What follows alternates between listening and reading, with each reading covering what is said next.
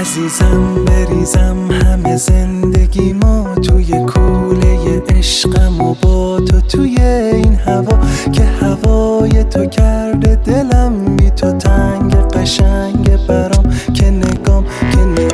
و نگاه تو باشه و دست تو باشه کنارم و بردارم و همه دار و نداره دوست دارم و که میدونی اینو آره خوب